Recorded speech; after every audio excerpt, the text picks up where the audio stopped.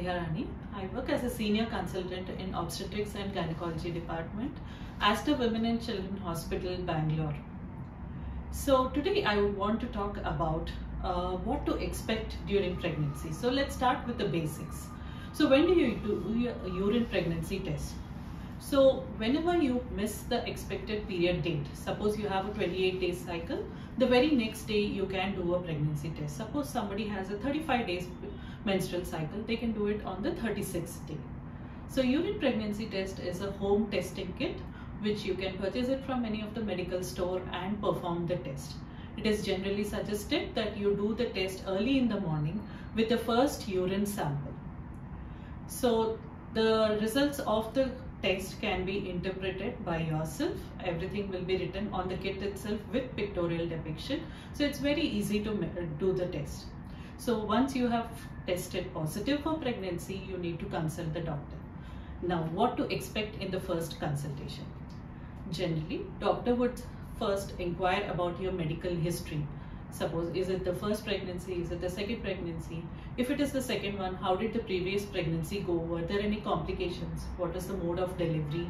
And if it was a cesarean, what was the reason for the cesarean? How is the baby doing immediately after birth? And any other medical issues. So after this history, doctor would also be checking on you if you have any other medical conditions which require attention during pregnancy. It is also important for you to know about your family history of diabetes in the family, high blood pressure in the family, anyone in the family who had twins or babies with any abnormalities. It is important because we can make our prediction and try to understand what tests we need to perform in order to make sure that your baby is healthy. So after the complete medical assessment of the history, we perform the basic vitals, that is check your height, weight to calculate your body mass index. Then your blood pressure is measured because that becomes the reference. Some women have high blood pressure at the beginning of the pregnancy itself, for which they need to go on medication. So after this initial assessment, you will be put on a medication called folic acid. This is actually a vitamin supplement which helps in the baby's brain development. To be very honest, in a low risk pregnancy, this is the only medication which is given to pregnant women. If at all any additional medical issues are there, the medicine's doses are adjusted accordingly. So after giving the prescription, we also suggest the first ultrasound. So here comes the calculations, like at home you would be calculating the pregnancy in number of months starting from your last period date. As doctors, we calculate the pregnancy in number of weeks which have passed from the last menstrual cycle. That is the day you had the last menstrual period, the number of weeks are calculated from there. Total duration of pregnancy is 40 weeks. The first 12 weeks are called the first trimester. 12 to 28 weeks is taken as the second trimester and 28 to 40 weeks is the third trimester. So first trimester is usually the adjustment of the baby to the body and acceptance of the body to the pregnancy. So there will be a lot of hormonal changes in this process. There will be immunity related changes. So you may have a wide range of symptoms. It is important for you to understand what are the common changes and what are the common symptoms, and what are the symptoms which should alarm you and you should report to the hospital.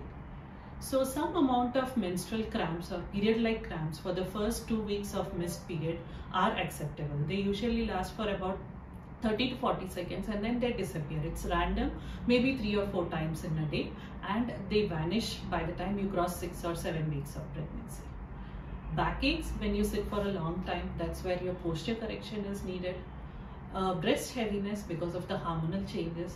You would observe that all these symptoms also occur before your periods every month. So this is where most often women get confused.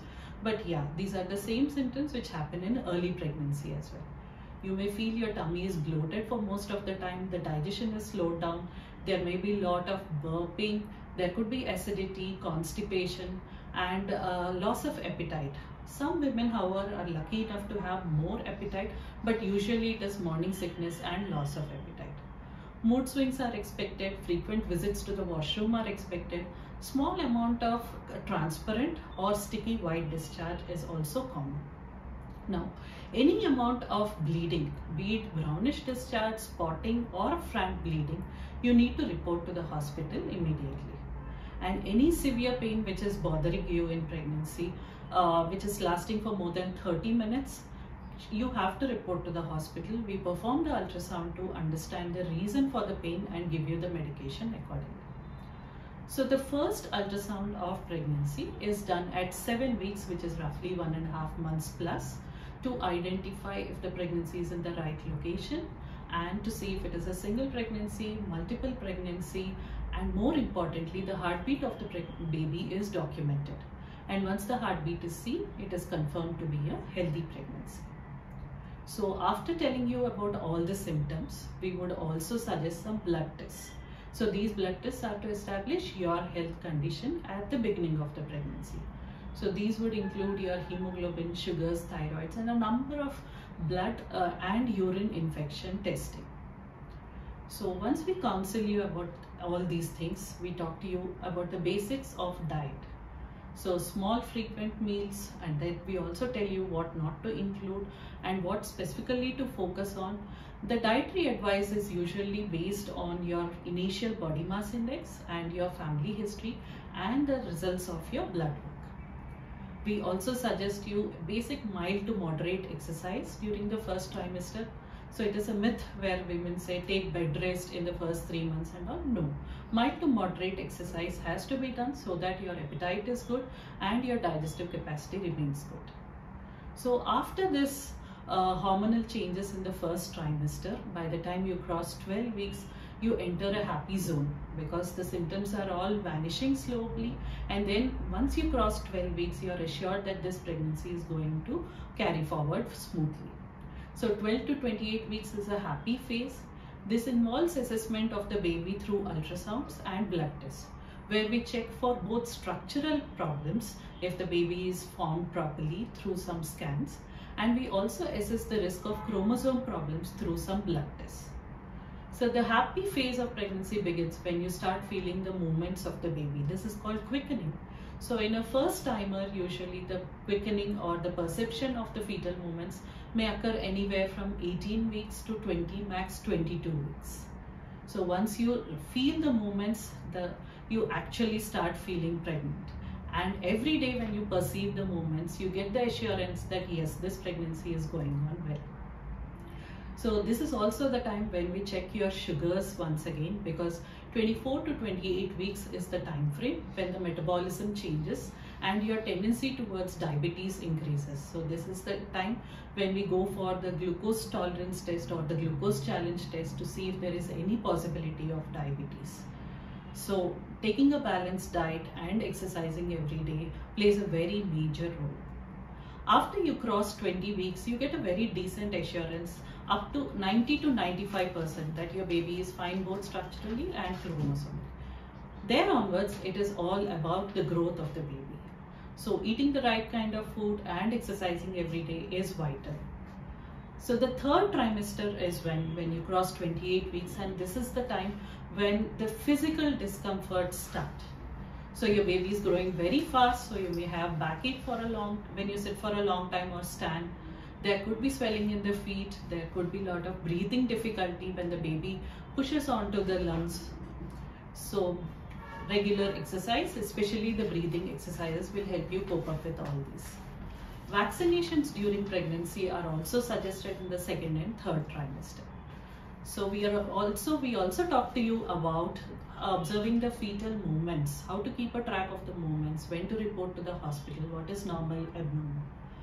So as you cross 30-32 weeks, you start feeling the practice pains or Braxton Hicks contraction. Practice pains are not actual pains, they are just the tightening of the tummy. So as the tummy gets tightened for a few seconds, you feel it like a stone or a rock, and then it releases. These are the practice pains which gradually get converted to labor pains. So you may be suggested some scans called the growth scans to keep a track of the growth of the baby, measure the amount of amniotic fluid present, and assess the blood flows to the baby. Finally, as you cross 34-35 weeks, we talk to you about your birthing plan. So What is your plan? Do you want to go for a natural birth? Do you want to go for a direct cesarean? If you want to go for a natural birth, would you want to have a cut at the bottom called the episiotomy? Do you want to go ahead with some painless labor called the epidural injection? Do you want a gas anesthesia? So everything is discussed in detail so that you have an idea of what to expect at the time of labor. So as you come towards the end of pregnancy, the D-day arrives. Once you identify you are in labor, you report to the hospital and it is carried forward from there.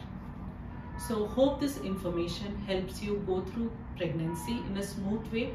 Awareness is always important. So being aware of what will happen in each trimester helps you prepare mentally and physically for the D-day.